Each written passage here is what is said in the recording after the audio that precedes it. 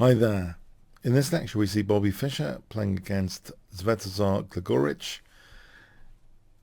and this is in the 1966 Havana Olympiad round 8. So e4 from Fischer, we see e5, knight f3, knight c6, bishop b5, a6, and Fischer actually repeats the exchange Ruy Lopez. This is a very, very interesting weapon, which I believe is useful for club players because it avoids tons of opening theory. It's an early departure from normal opening theory. It has been used by other champions of the past, like Emanuel Lasker, used it to beat the great Capablanca. Of course, Lasker is just as great as well, one of the longest world champions ever. So anyway, the exchange Ruy Lopez here, after d takes, white castles, we see f6. If knight takes e5, then there's queen d4, which is equalizing. By the way, if white didn't castle, this is equal. In fact, black's going to be better. For example, after bishop f5, black's got the bishop here. So the point is to castle here. A concession, pawns don't go backwards, f6, d4, bishop g4, and now a very, very interesting move, because this seems extremely logical to play bishop g4. We see the move c3. So in one aspect, actually, the queen is also free to sort of go to key squares, which might be neglected at some point. We have e takes d4, c takes, and the point here is, well, black played queen d7. If bishop takes f3, queen takes, it seems c7 is actually a downside. If black wants to take on d4, we have rook d1, and a really annoying bishop f4 looking at c7, believe it or not. If queen f7, knight c3, this situation, black's going to have to try and develop to castle. But otherwise, there is kind of big trouble brewing here anyway, with things like queen g3 looking at c7. So say knight e7, bishop takes, white's going to be much better here. And this is just a fictional example of going straight into an endgame, potentially. If simplification follows, white could be much better in an endgame. So interesting, this whole concept here of c3 and c takes d4. So queen d7. Of course, white has this semi-open c-file now, which could be kind of dangerous, especially if black wants to castle queenside, which black actually did want to castle queenside. We see bishop f4, knight e7, rook c1. Now knight g6, the bishop drops back, bishop d6, and now knight a4. This looks like very logical to use that c5 square. And it doesn't matter, Fischer doesn't mind the double pawns here. We see bishop takes g3, which is actually a mistake, because it concedes that c5 square, critical square in the position. If queen f7, as an example, queen c2, white's still slightly better here actually. For example, this situation after f5, knight g5, white has tactics here like knight e6, knight g e6, like with this idea, and can get a slightly better position tactically. If we look at this again, if there are alternatives here like f4, giving up the exchange, but it's not particularly convincing, white actually does have good defensive resources. For example, this h4 and e6. This is just a fictional example, but white does have enough defensive resources to speed the exchange up. So it is interesting, but queen f7 seems to be overall more accurate than this. We see this, yes, very attractive c5 square. And in fact, you know, white could have immediately used c5. This situation is also an advantage for white. But anyway, f takes, we have king b8.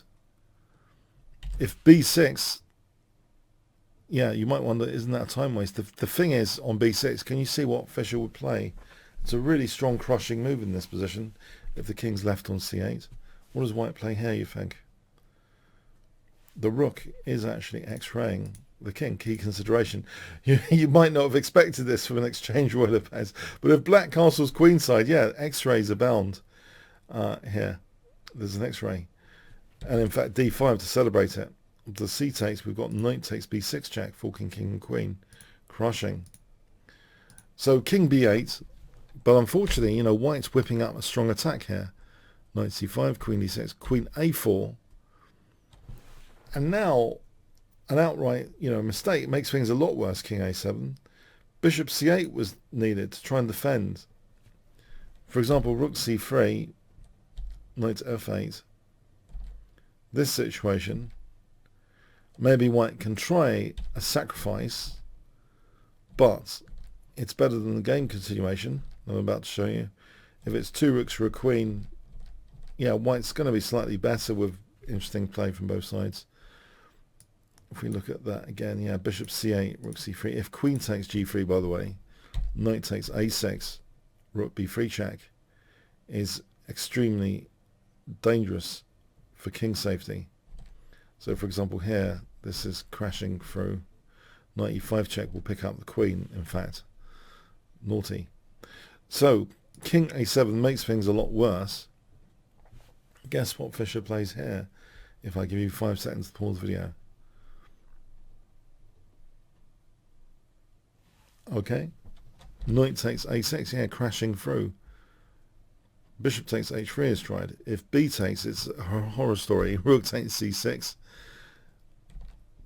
If queen takes, rook takes a6 is just mating, for example, like that. Or even with queen c6 check as an alternative. So it's a horror story here. Knight takes a6, yes. We have bishop takes h3. And now Fischer actually plays e5, disrupting the queen from g3. Very strong move. We have this desperate knight takes e5. If f takes, then knight c5 check and rook c3. And this is very strong with the idea of rook a3. So, for example, ed rook a3. And how is queen a8 stopped? You know, it's not. It's checkmate. The knight guards, you know, the d7 exit there has to be taken out. Otherwise, yeah, the king could have got crawled out perhaps. But, okay, after e5, knight takes e5, we have d takes, f takes, knight c5 check, king b8. And now, yeah, white is actually 2 pieces up. Fischer is 2 pieces up from an exchange Ruy Lopez. It's amazing, isn't it? Who would have thought? Exchange Ruy Lopez. So, this is a formidable weapon in Fischer's hands with his preparation here, it seems. e4 looks at g3. White still needs a bit of counter intention. Knight takes e4 is played.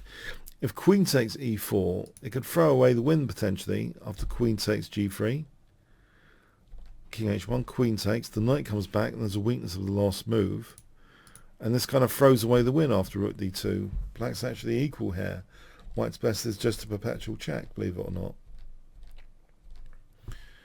If white tries to move the queen, then there's queen g2 checkmate. So, yes, that would be throwing away things. So that was the last trick. Yeah, 2 pieces down. But knight takes e4 is played from Fischer. Not queen takes e4. Knight takes e4, which protects g3, hits the queen. 2 pieces up. Queen e7, we have rook c3, with ideas like rook a3. b5 to nudge the queen, but it's 2 pieces down. The game actually ended here, 2 pieces down. If rook he8, you know, as an example, knight c5 is 2 pieces up for white. It's over. So yeah, a 25 move win. Rather interesting how Fischer's kind of using the Ruy Lopez exchange variation, something we can all use early on, avoid all that theory. It seems, you know, if you been looking at all these Ruy Lopez games, sometimes they're intricate, they give black a lot of counterplay, there's all these different lines black can choose in Ruy Lopez. It is, after all, one of the most heavily analysed openings in chess history, and Fischer cheekily bypasses a lot of the main lines and ideas with the exchange variation. So, with great effect, crushing effect in this game. Let's do just a fast action recap. So c3, the idea of c3, already with the idea that c7 later could become a target if black dares to accept this kind of gambit. You know, if bishop takes f3, queen takes, we have a kind of gambit behind the scenes. But this alternative with that dangerous looking center, the dangerous looking c5 square, it all comes to fruition here. It's just so good for white, this position, and this just makes things a great deal worse, making this one of the more collected games online. People are very enthusiastic about this game after king a7. So bishop c8 would have been a lot more stubborn against the knight a6. Yeah, black seems to be having a bad day here. Yeah, bishop c8 and then knight f8, for example. And there's a way of challenging the c5 knight at least. So that was necessary. So king a7 just made things a whole load worse. And yeah, this e5 breaking that connection from d6 to g3, and just two pieces up. Who would have thought? Who would have believed this? Gligorić, one of the strongest players in the world at this time in 1966. So amazing game indeed, really amazing. After queen c2, shocking and instructive, I would say. Okay, thanks so much.